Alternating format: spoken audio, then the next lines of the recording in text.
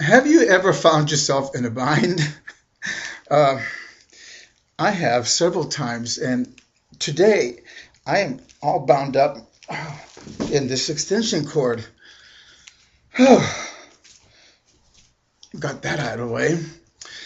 What I'd like to do today is tell you a little story about something that I learned when I was a kid. I grew up with my grandfather, and he was a carpenter all his life. So my brother and I were his helpers. And one thing, I learned a lot of nifty little things from my grandfather because he was a really simple man, but he was very, very intelligent.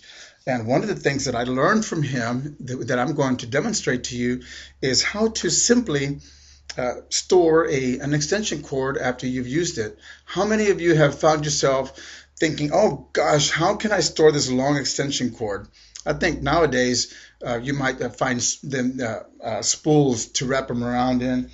Um, some people might use a stick or a big piece of cardboard, something that they can wrap them around in, which is good. But what is that doing to the extension cord?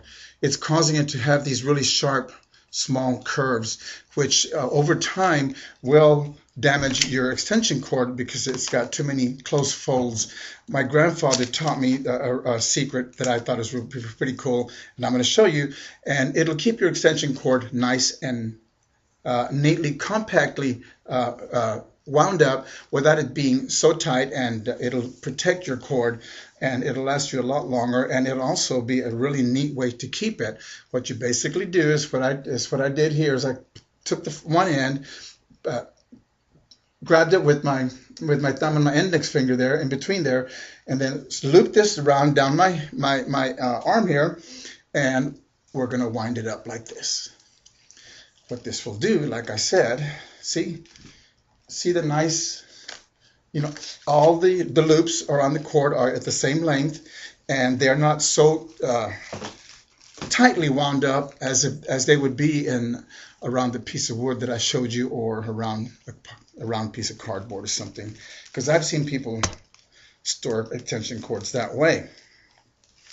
And I am finding a solution to the problem that I had of being in a bind. So how do you keep from being in a bind when you have to use your extension cord again? Is you store it away in a nice and neat fashion here, like this, like what I'm doing here. And when you're done wrapping it around, what you do is you want to leave yourself a nice long piece like this, and I'm going to show you a nifty thing to keep so that you can keep it nice and neat.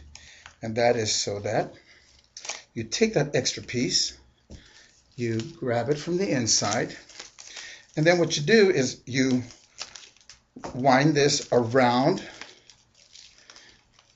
in and out, like this, and you take it in again.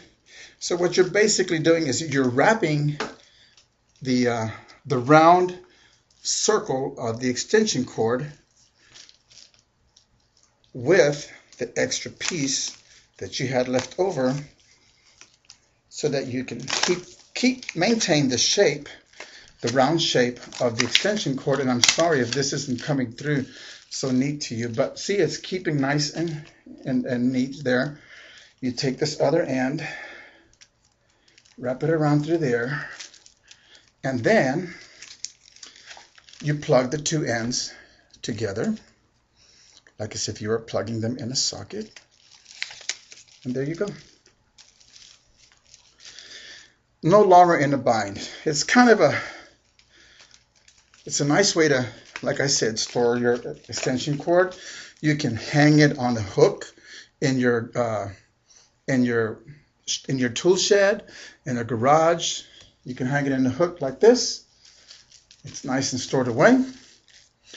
When you need to use it again, you just unhook it, unravel it, and it's simple. And it keeps it from being all tangled up, and it'll get you out of a bind anytime you do something that is so simple like this to make life easier for yourself. Get yourself out of a bind, and you'll be much happier. And I thank you for watching my video, and I hope that I was able to show you something of interest so that you can make your life interesting and simple when you have an extension cord to deal with. Thank you.